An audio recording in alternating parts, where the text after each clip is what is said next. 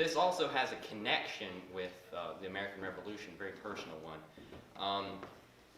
In his general orders for June 7th, 1777, George Washington said that, quote, "the music of the army is in general very bad." He therefore ordered that, quote, "the drum and fife majors exert themselves to improve it, or they will be demoted and have their extraordinary pay taken from them." He also ordered that every officer, for the credit of his corps, should take care to provide music.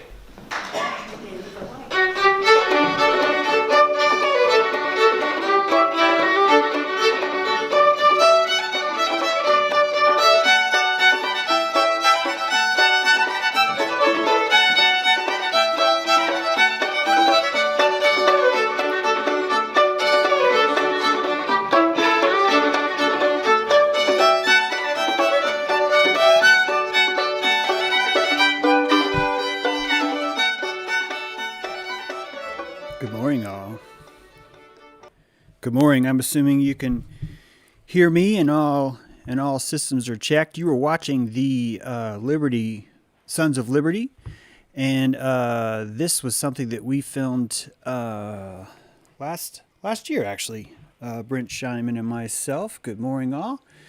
Happy Memorial Day. I use that in a somber way because I am seeing something kind of profound. Sorry, I'm about to have my full witness. I need to make sure my levels are good. Chad, I can feel you in your van going something. You're either saying the music's perfect or you're saying it's too loud and you've ran into a Dollar General store because of the reverberations.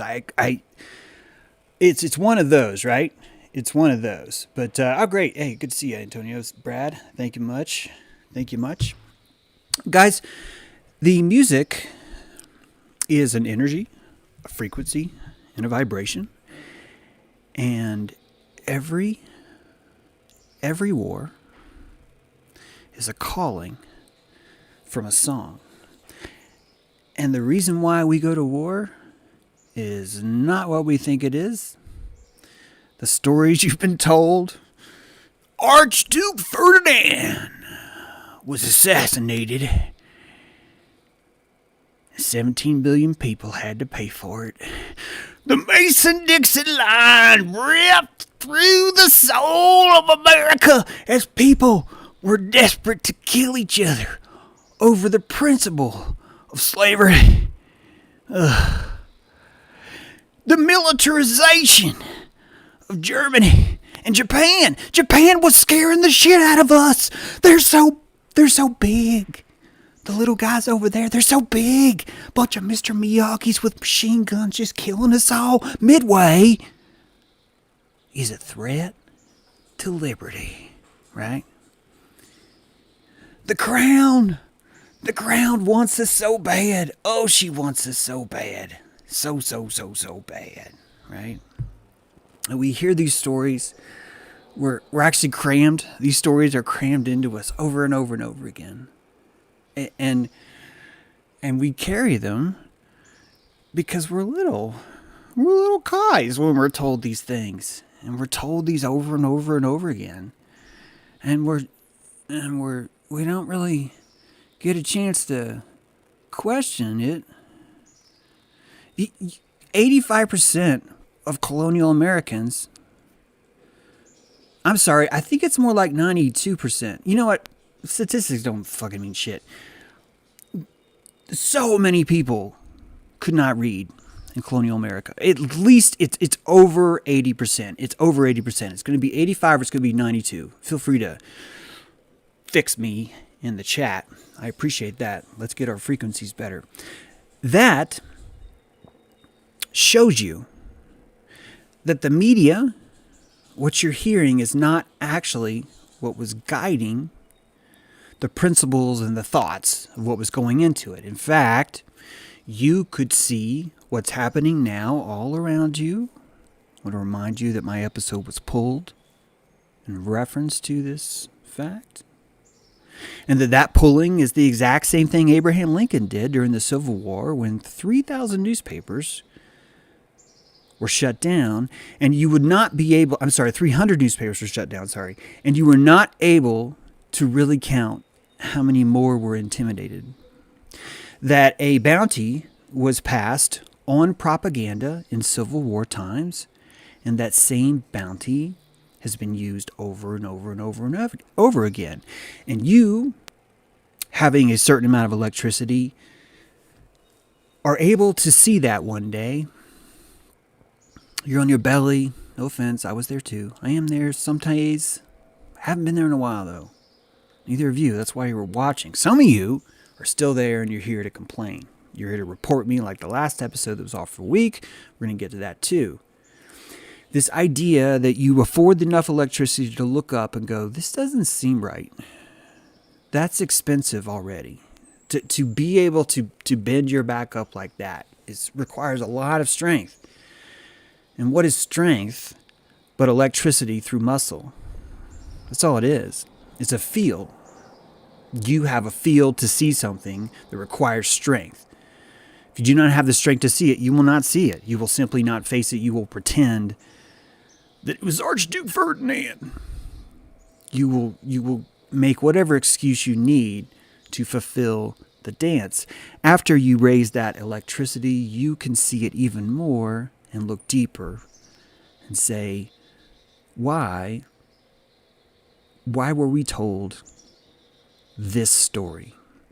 Were we told this story because the evil bad guys keep punishing us and we are simply innocent little house on the prairians, puritanically going about our day, trying to mend our ways? No, because when you have enough electricity, you look around and you watch the cannibalism inside the truth movement right now, and you see the very essence of witch hunting, and you get a glimpse at what it's like to have that kind of electricity, to notice that this is what's going on. That the enemy is never over there. The enemy is in your insistence that there be one. And that you use the power of your animism to project all the negative feelings you have and cast them into a pit and declare war on that demon. Jessica, I asked you for 3 tweets today, and you sent them. Thank you, by the way. But you're being way too nice to me. I need you to take their Vorpal blade only. Just screen capture what they shot. I want to accent their board, not my defense, not my judo of it. Just their board. I realized it's like, well, wait a minute, that's like a live grenade. I know. That's why I want it on air. It makes it beautiful. So if you have time, get it to me. But if not, it's okay. I actually don't even think I need it. I may even not get to it, Jessica. Do not kill yourself over this. Jeez. Okay. This electrical aperture opening dilation that we go through is how we gain our own strength and learn to see what's really going on, which is that it's not that people are lying to us, it's that we are lying to ourselves. And that the entire time, everything's been obvious. That the Battle of the Georges, the Revolutionary War, was not for independence. The Battle of the Georges was a conversation. A conversation about how to make the land more civilized. It's never been more obvious that the Battle of the Georges was a farce, but it was so hard to believe. I mean, it was so hard not to believe such a beautiful romantic story. The story of us and our independence and our fighting for our freedom. We were fighting for our freedom. We wanted things free. We were fighting for things like Facebook. We were fighting for free, open freedom. And the Georges knew what witch hunting was, and it knew about man's ability to castigate and demonize something outside of himself in order to offload his own power. It creates this hyena structure, which we've talked about before. And that if you have enough electricity, you will join me on this journey to look at this from a completely different perspective. Completely different perspective. That these Georges were calling you, and they were looking for a very specific individual. They were looking for someone who was willing to go to war. They were looking for someone that was looking for an excuse to engage in violence. They decided that all they had to do was make it attractive. And that these two have more in common than you and I ever could. And that when they look at their land, they see an opportunity to be its gardener.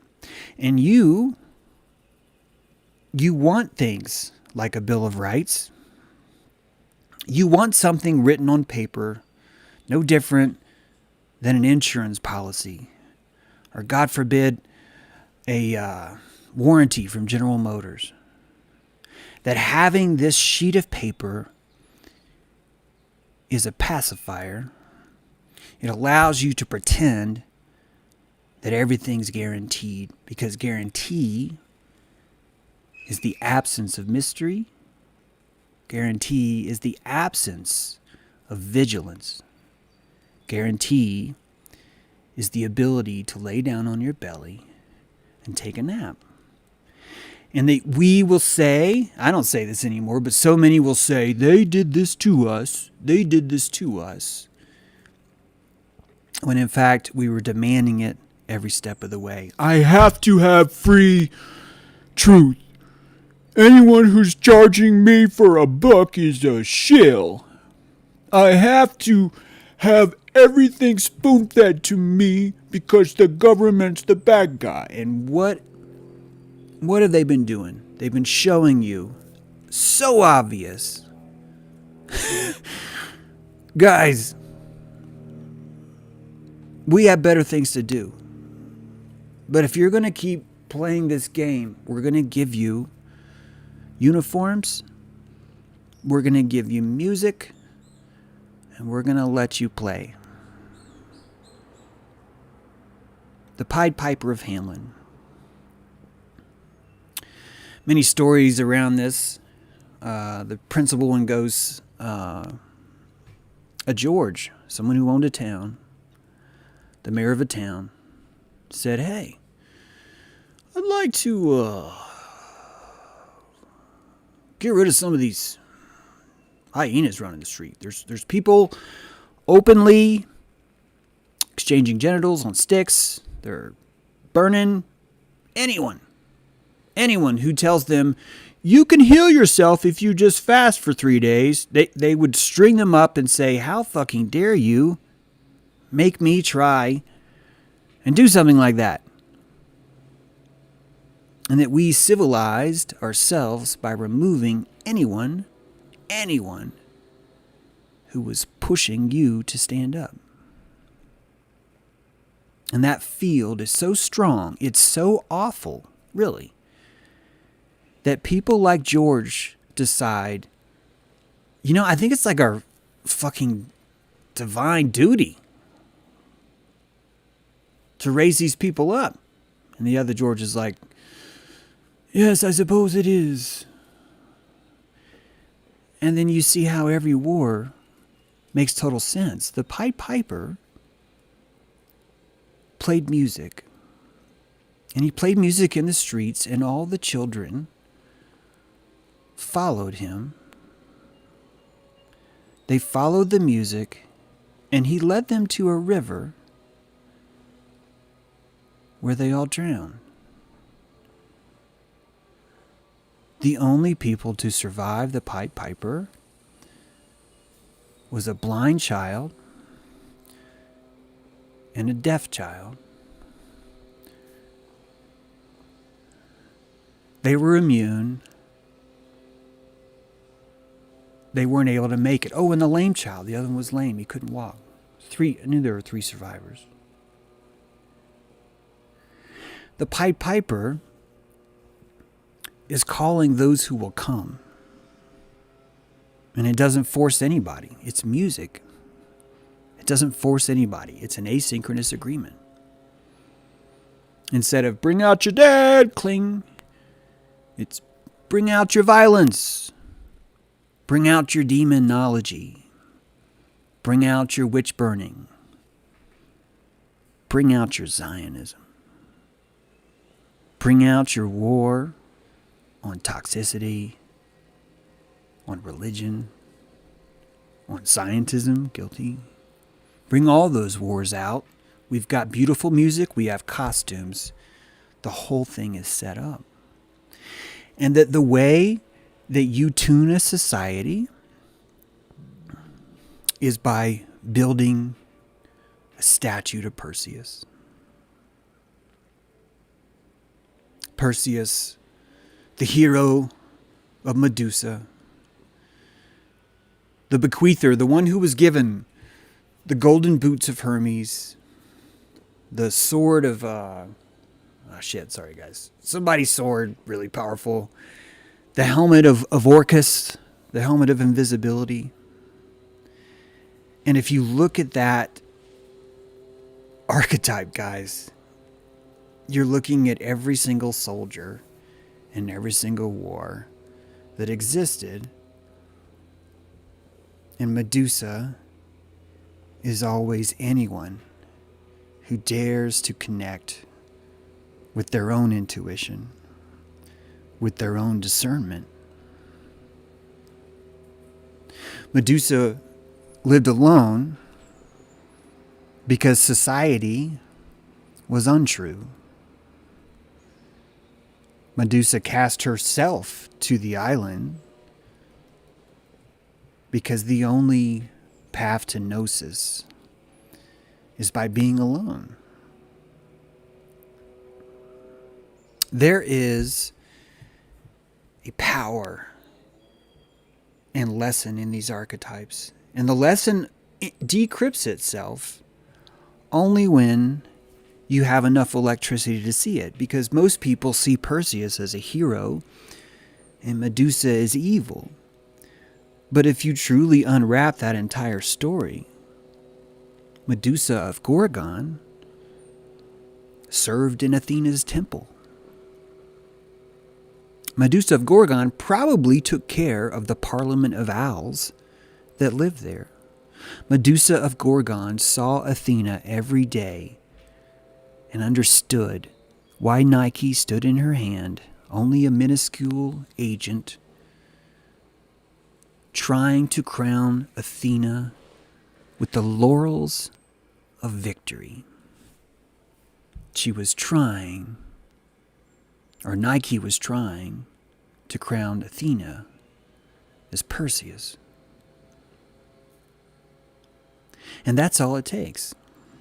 We idolize, we place on a pedestal that which we ideal, we give it all of our worship, all of our prana. And that worship and prana is worth more than anything, but we live in a society where we pretend like it's not. So how do you pedestalize worship? You use frequency, you use vibration, you use fashion. You make it fashionable to fight. You make it a gentlemanly sport. You give the people who every year worry about shoes an opportunity to raise their vibration. And their vibration is raised by tweed. It's raised by an electrical field we call clothing. You and I understand it as clothing, but it's an electrical field. All jewelry is an electrical field. These are crutches we use to learn how to stand again. None of us have the cojones to walk around naked with a sword. So we have fashion to help us along. And this fashion elevates us because others worship us more. We fall for the Pied Piper of fashion the same way we fall for the Pied Piper of music. These people were how most dressed before most of the wars. You can try and Google and see it differently, but and it's sad because every depiction you're going to see, all the reenactors want to look their best. Why? Because they know the value of worship. Clothing was survival back then. It literally meant your survival.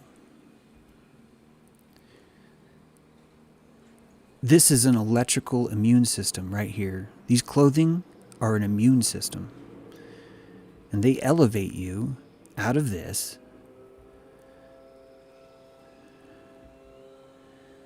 and into this. It's technology. It's field technology. And like any technology, there's scarcity and there's running, which creates that same paradigm of Nike crowning Athena. And you hate war, or so you say, but if you have enough electricity to hear me out, you're going to find out that you've been playing that song, supporting it all the time.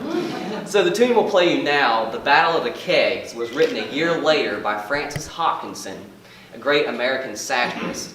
And it was set to the tune Yankee Doodle, which was used by both sides to mock each other anyway, from the beginning of the war. And so this ballad, Battle of the Kegs, recounts in vivid detail the British Army and their gallant actions during the engagement with the floating wreckage. So we'll try to recreate for you Francis Hopkinson's satire of Battle of the Kegs. Hope you enjoy.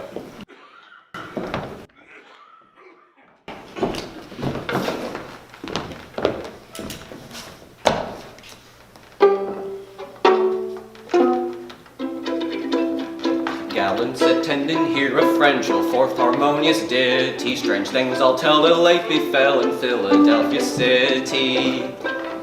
'Twas early day, as poets say, when just the sun was rising. A soldier stood on a log of wood and saw a sight surprising.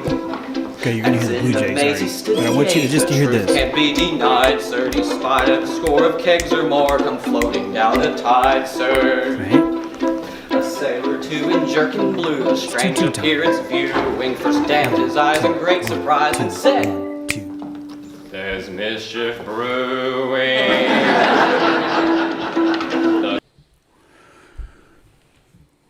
In a world where people were illiterate, the ballad and the reel was the only way to communicate. These guys are reenactors. They know more about the Revolutionary War than you will ever learn in school because they study the culture. They don't study the facts, they study the culture. They know the music, so they know the rhythm. They explained that Yankee Doodle Dandy was used on both sides. That George and George had the same tune, the same name, and the same tune. Indubitably. They were tuning their soil with the Pied Piper of war. That's how you talked back then. That was how you inserted a frequency. You needed things like the ballad and the reel. Watch the time now.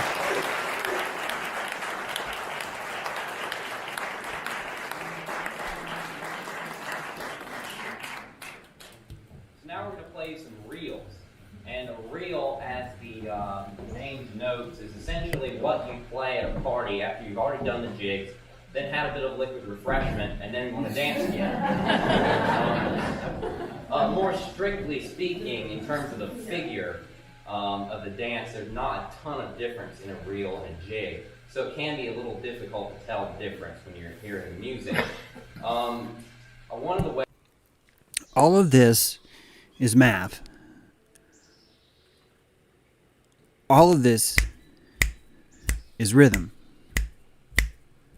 Every march that I can find is 2/4 or 4/4. Every one. Every dirge, every march. Not dirge, actually. Every march. And of course, that's adjusted in the field because you're hypnotized. The Pied Piper is cadence. Here's the Turkish march. Turn this up. March, march, march, march, march, march, march. 1, 2, 3, 4. 1, 2, 3, 4. Well, it's 4/4 time. Common time. Box time.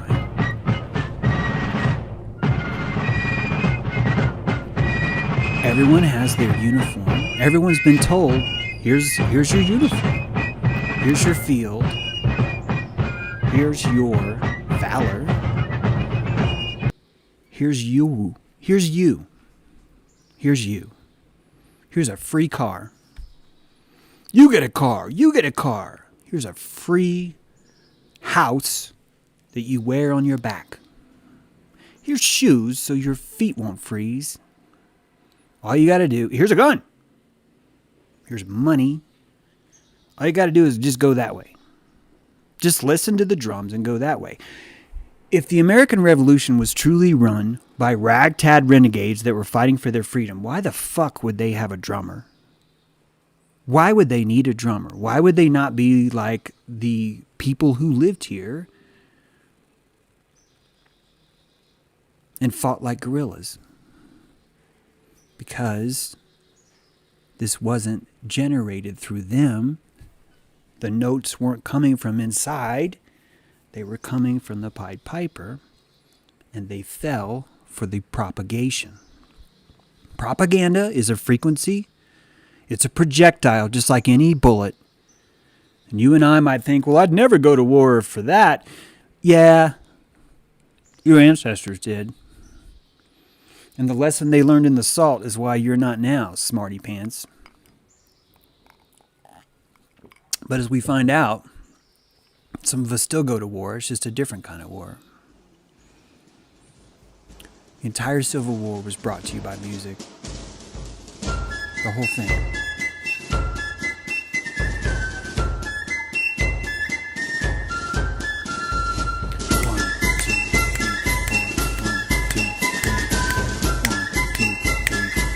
Get your gun, let's go, let's go. Here's some clothes, here's some shoes, here's some food, here's a gun, here's a song, here's some chicks, here's a battlefield.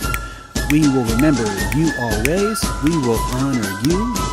Thank you, thank you, thank you, thank you, thank you for your service. Yankee Doodle went to town, riding on a pony. You hear that? It's the same frequency, guys. It's the same frequency.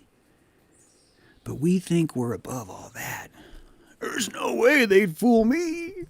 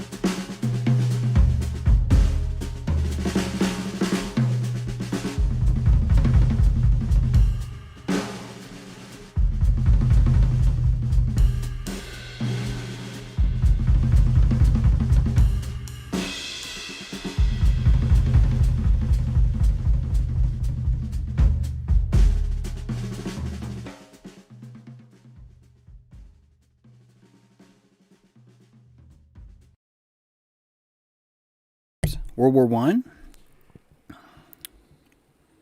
the songs of France. 2, 3, 4. 1, 2, 3, 4. March, march, march, march, march, march, march. 1, 2, 3, 4. Okay? That's France. Whoops. Remember this one?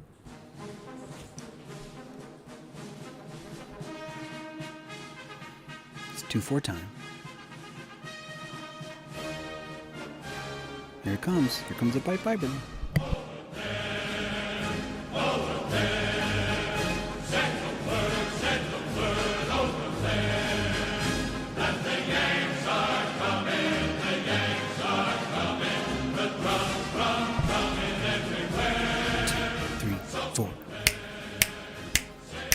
One, two, three, four.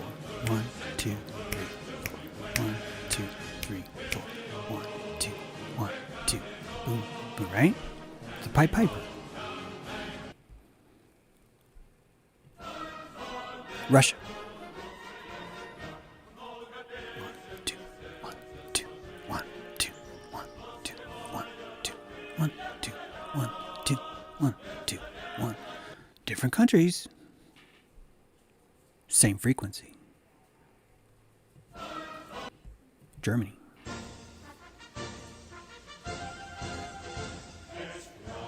Mm-hmm. 1, 2, 1, 2, 1, 2. We are so different that we have the same frequency.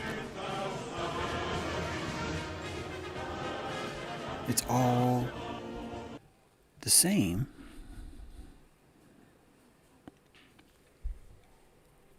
They're tuning humanity. Now, some of you are like, well, they wanted us to be less violent. Who the fuck wouldn't?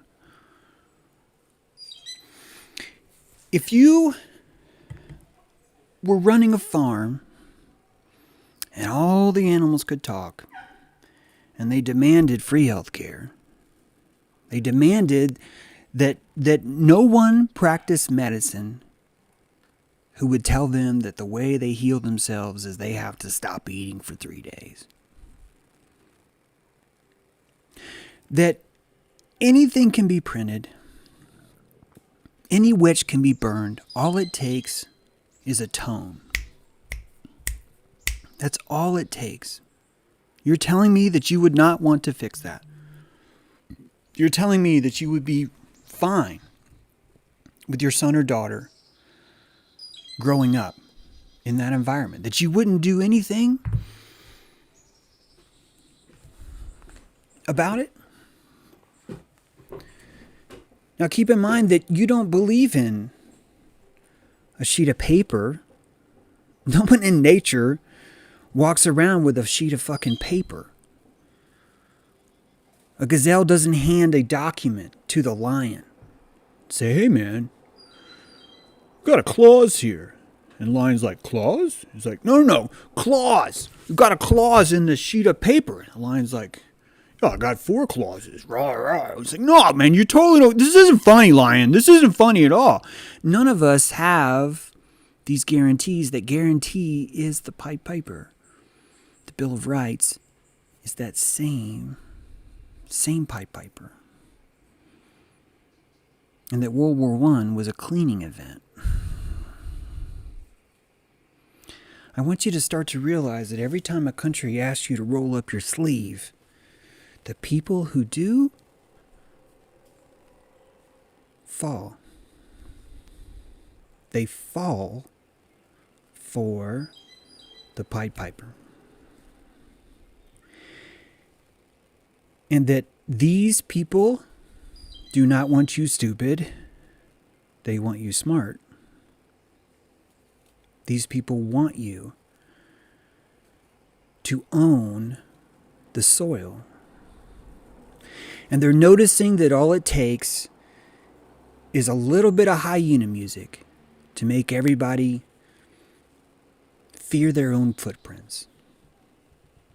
And that if you could strike a tone in the land and collect all of those children, all of those rats, all of those snakes, the Pied Piper has 3 different rumors like that. Now you know St. Patrick too, right? That those same elements were sought for removal, and the Pied Piper fulfilled his contract, fulfilled his obligation to do that. If you have enough electricity, you'll see that if you love your garden, you do the same thing. You will set aside a certain row. You will protect another one. You will lay things fallow. You will cut things back. You will remove roots right from the ground.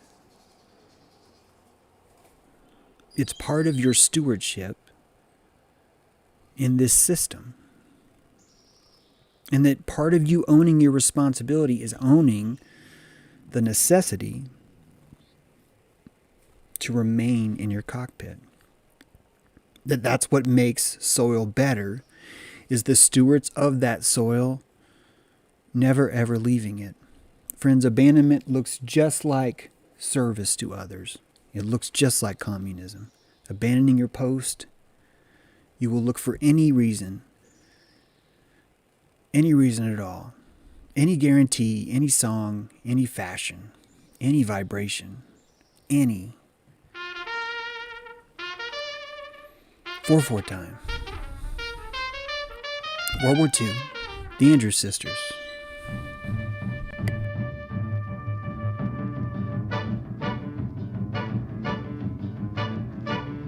He was a famous trumpet man from out Chicago way. He had a boogie style that no one else could play. He was the top man at his craft. But then his number came up and he was gone with the draft. He's in the army now, a blowing reveille. He's the boogie woogie bugle boy of Company B. 4. Frequency's higher now. Right? Gotta be faster. Why does it have to be faster? Do you know why it has to be faster, my friends? Because you're getting smarter.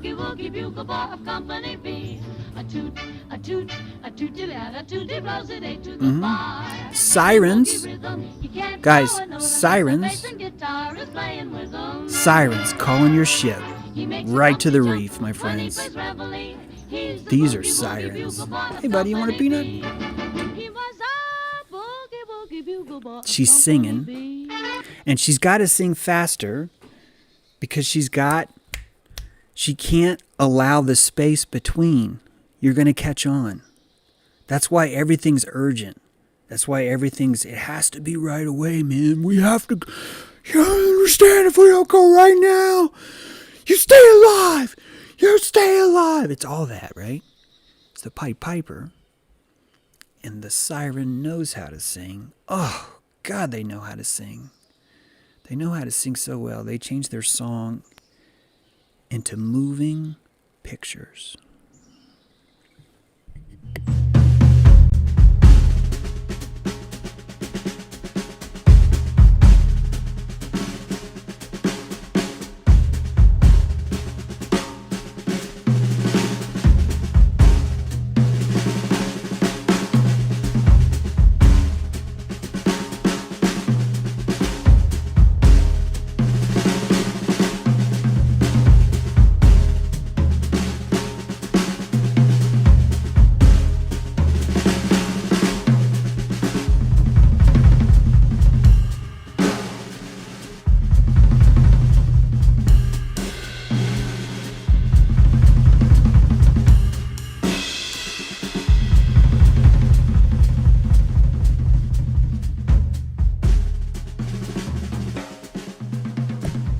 All these are modern day Perseus right there. All this stuff. From the site of the World Trade Center last year. In just a short while, President Bush will be addressing the nation from Ellis Island. He's spending about 24 hours altogether in New York with ceremonies this afternoon, meeting with the family members, and then the speech tonight, and tomorrow an important address to the UN General Assembly. Listen. After his speech tonight, we'll be opening up our telephone lines for your comments on today's commemoration ceremonies, and we'd very much appreciate your participation. We'd like to hear what you think and what your thoughts are on this day. Our phone lines will be open as soon as the president is finished.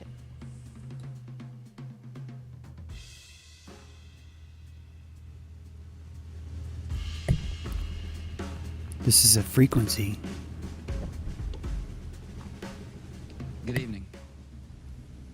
A long year has passed since enemies attacked our country. We've seen the images so many times they are seared on our souls. And remembering the horror, reliving the anguish, reimagining the terror is hard and painful. For those who lost loved ones, it's been a year of sorrow, of empty places, of newborn children who will never know their fathers here on Earth. For members of our military, it's been a year of sacrifice and service far from home. For all Americans, it has been a year of adjustment, of coming to terms with the difficult knowledge that our nation has determined enemies and that we are not invulnerable to their attacks. Yet in the events that have challenged us, we've also seen the character that will deliver us. We've seen the greatness of America in airline passengers who defied their hijackers and ran a plane into the ground to spare the lives of others. We've seen the greatness of America in The frequency of that story is profound. The dipping that he takes you to tell you about the orphans and the loneliness, to turn right around and take you right back up into the heroism of Shanksville and the valor of those who answered the call of the Pied Piper. I've long told you that the Trade Center towers were a tuning fork, and that solid sheet of aluminum that wraps around both is hollow on the inside because it resonates. And I've told you that Rockefeller himself owns the world's largest supply of sulfur, and that the entire Manhattan Island is a Masonic checkerboard surrounded by a circle of water, and that the casting of a spell is the striking of a tone,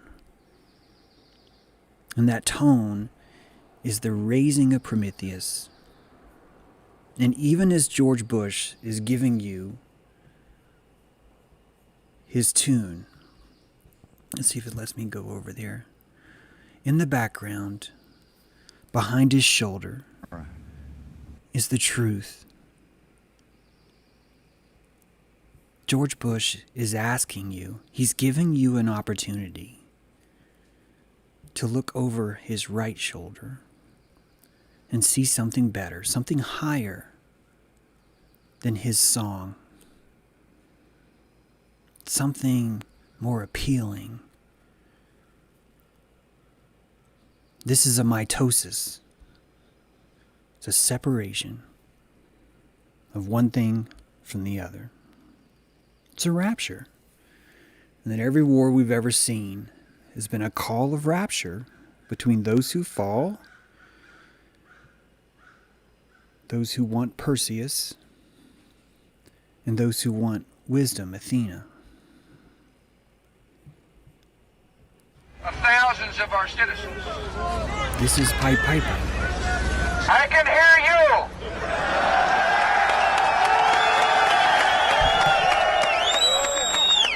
I can hear you. The rest of the world hears you. And the people. Watch this. And the people who knock these buildings down will hear all of us soon. Listen to that.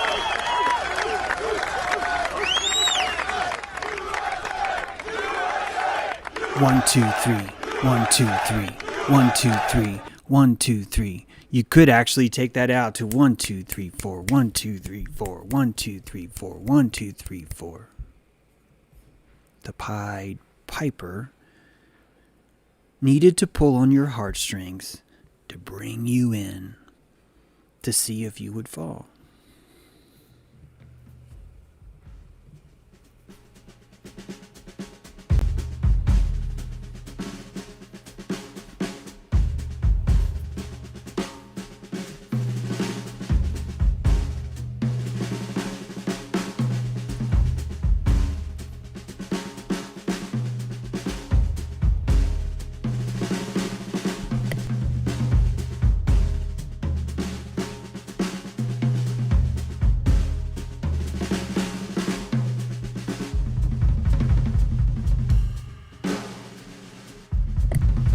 get it yet?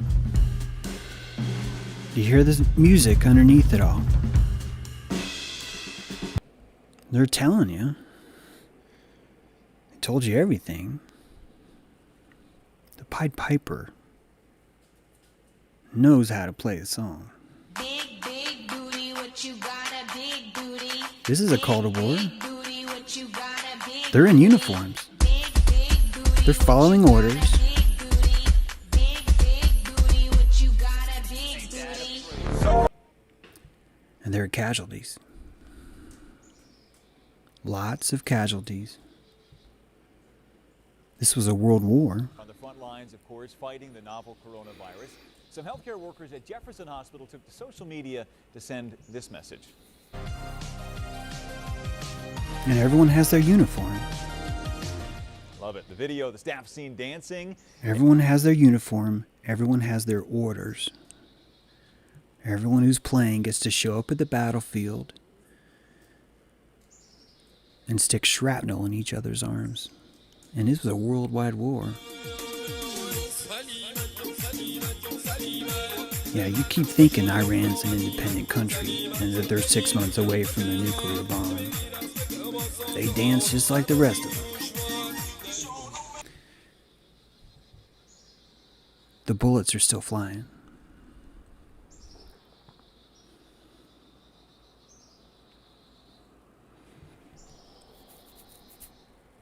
Do you know that there's a medal for anyone that gets shrapnel lodged in their arm during a battle? It's called the Purple Heart, and it's got George. It's got George right there on the cover. He's right there, winking at you. He's winking at you guys. History is winking as loud as it can. These men call the Pied Piper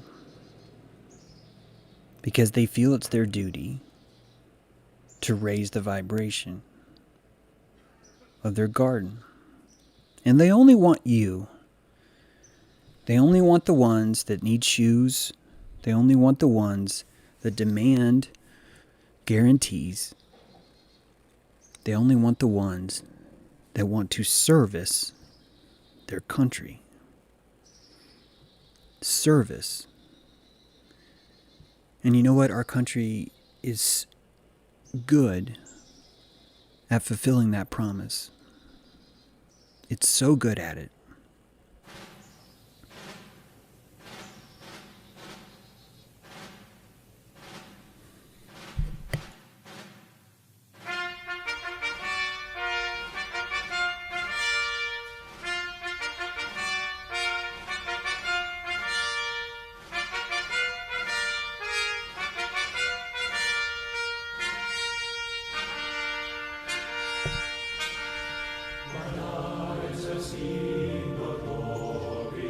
The Pied Piper plays the most beautiful music you could ever imagine.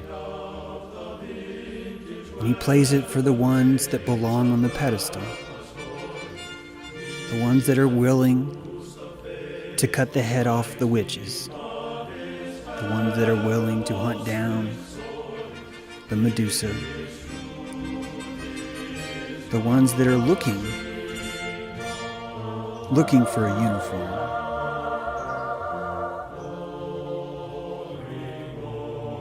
The ones that are looking for a crutch.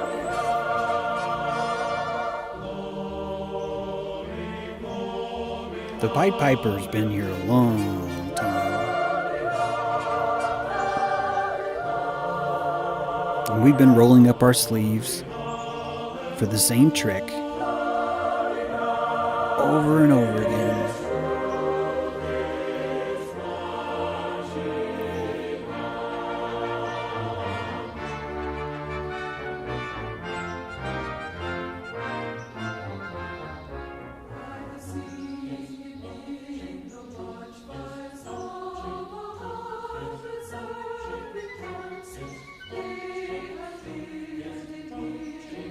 1, 2, 3, 4. 1, 2, 3, 4. 1, 2, 3, 4. 1, 2, 3. Right? This is 2/2 time, by the way, up there. It's just everywhere, guys. It's everywhere.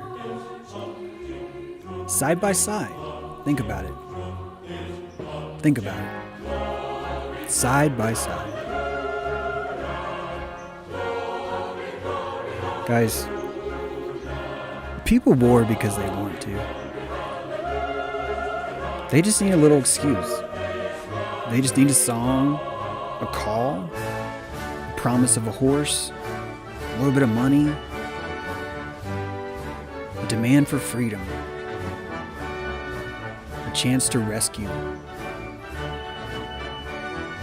a chance to serve God and George, a chance to live in infamy. What is Nike but infamy?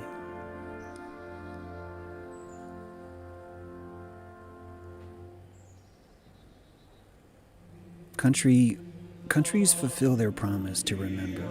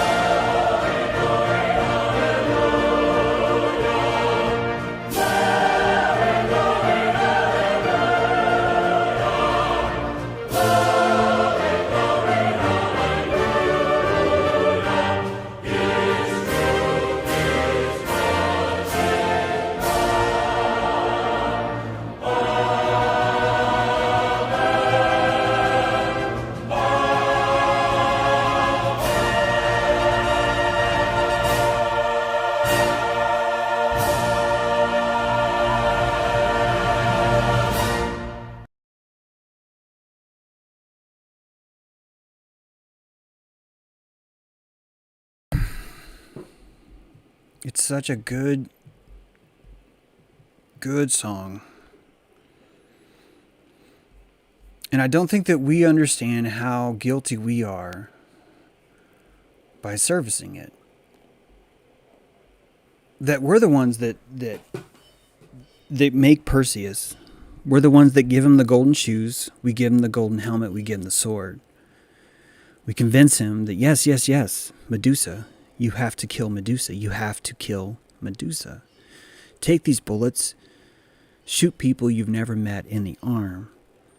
Watch them die and claim it as a victory. And keep falling for the same tricks. Keep falling for the same music over and over again. Because there will always be someone who's willing to help you find your way. Right? These guys have an endless supply of drama for you. Endless. They can play this music a lot longer than you can keep falling for it. And that we are tuning ourselves, and that tuning will come closer when we stop praising and servicing the very thing that we claim to hate.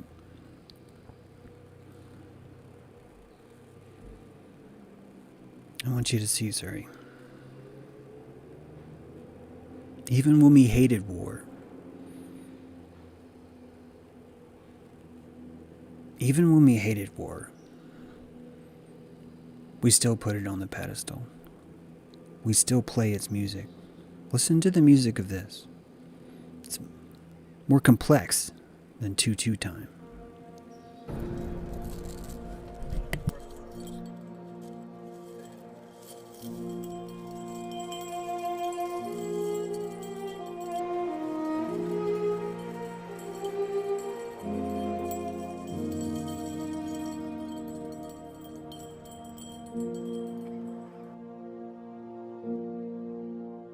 This is a tribute to the 3,417 Texans killed in Vietnam.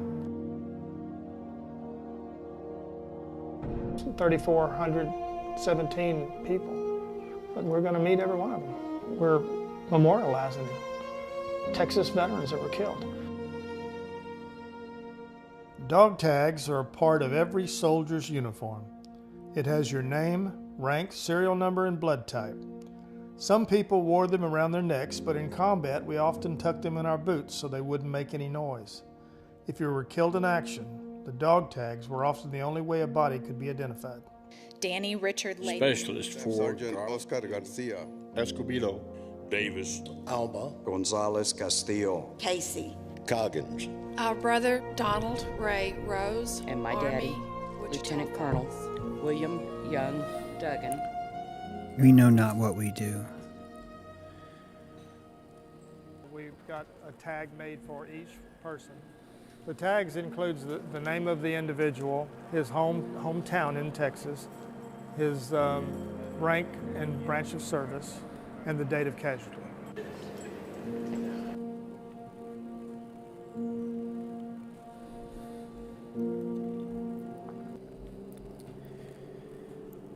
Casualty. They're called casualties. And their date of birth isn't on there. It's their date of death.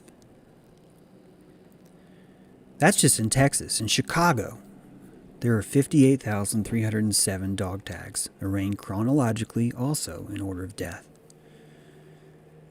Each tag includes the name of the soldier, their military branch, and their date of death. They're suspended from the ceiling like trophies. Much like you'd walk into a lodge and see the antlers hanging from the ceiling from all the kill. We celebrate. We venerate. We pretend to hate it. But we literally raise it up high. We are the Pied Piper, and we make these songs. We do that every time we say thank you for your service. We do that every time we give them the first class seat. We do that when we clap, despite having no idea what it is they're doing. These songs will continue. Now you got Space Force. You have these crazy, crazy commercials like this one. I'm afraid to play the music because copyright thing, but where this is a Marine Corps commercial. And not once does it ever show the Marine using his discernment, realizing that is this battle even real? Are these creatures simply witches? Am I simply following a Pied Piper down to the river where I'll drown? But the drama, look at this, the intensity. That's the song. That's the song we're responding to. Doesn't matter if it's right or wrong. Victory is for the few.